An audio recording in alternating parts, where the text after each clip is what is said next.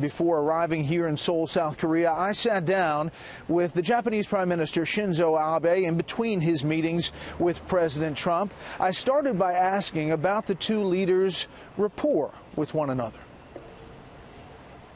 The Japan and U.S. alliance is the cornerstone for peace and stability here in the Asia-Pacific region.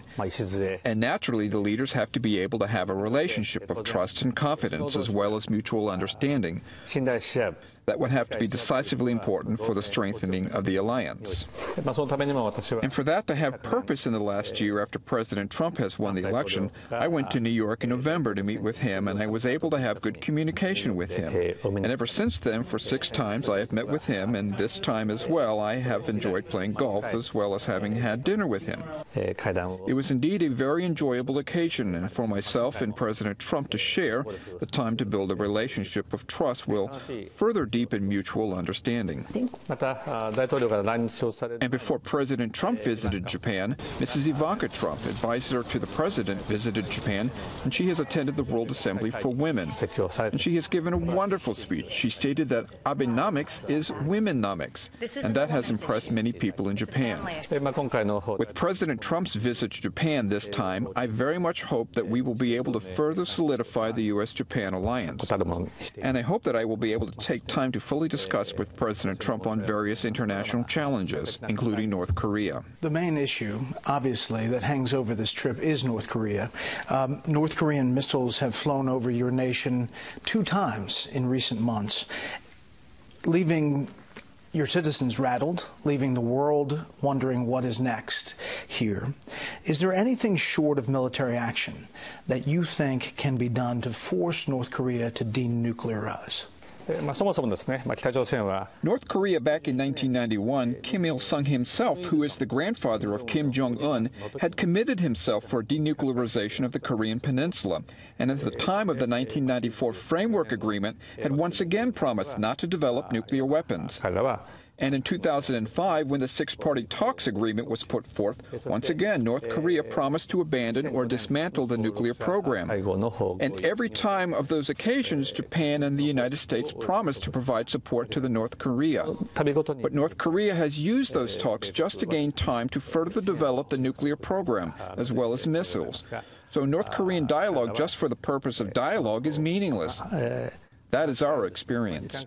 Now is the time to further put pressure on North Korea. And in that sense, the sanctions that were agreed in the United Nations resolutions, which were put forth in September of our international community, must firmly implement those sanctions. We have decided to cut back 30% of oil as well as other petroleum products exported to North Korea.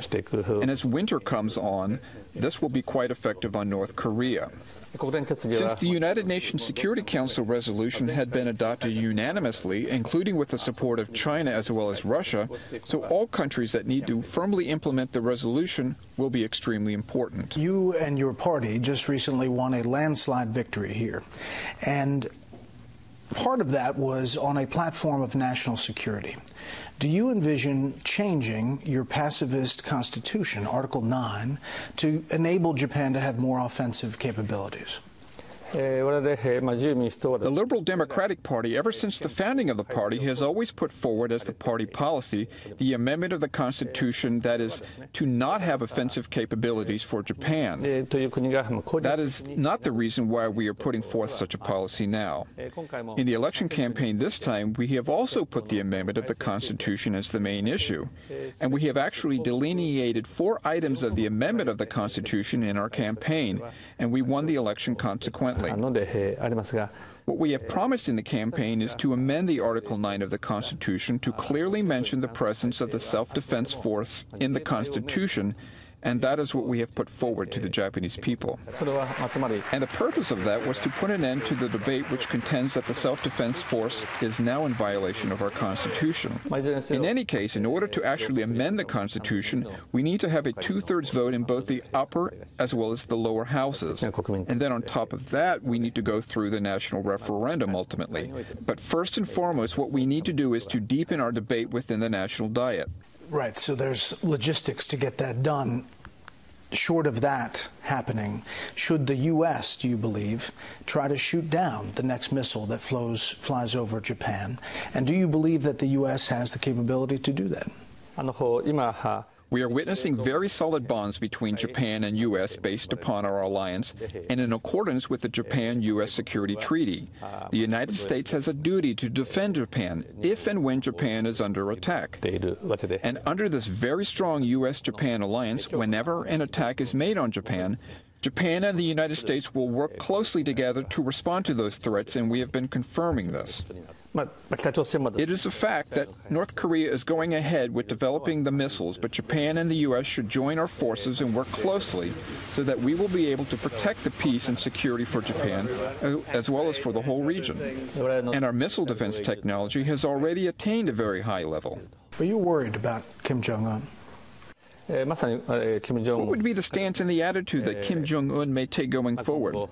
It is exactly what not just myself, but the whole world is watching keenly. North Korea does have very diligent people and is bestowed with rich natural resources. So as long as they're able to take the right policy, I'm sure the North Korean people will be able to enjoy a better life. What we are doing now is the international community has applied pressure to North Korea so that North Korea will have to change its policy. And we would like to create a situation whereby North Korea itself would come to us and say that they will change their policy and that they would like to engage in a dialogue. Last thing, where do you see the future of U.S., Japan on the economy? And what tangible things came out of this visit for both countries? The bilateral economic relations between Japan and the U.S. should be something that both of our countries benefit from this economic relationship. Now Japanese companies that invest in the United States have created 860,000 jobs directly.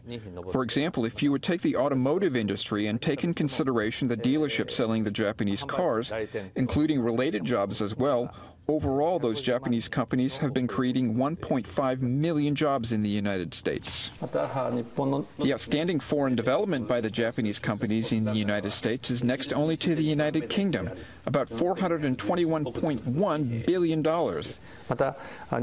And those American workers working for Japanese companies enjoy a very high level of income on average. Their wage level is set to be $81,000. And even this year, after the Trump administration had started, an additional 17,000 jobs have been created by the Japanese companies. And this is the #1 amongst all the foreign countries. The Asia-Pacific region is set to be the growth center of the world. What is important is to create a free and fair economic arena in the region.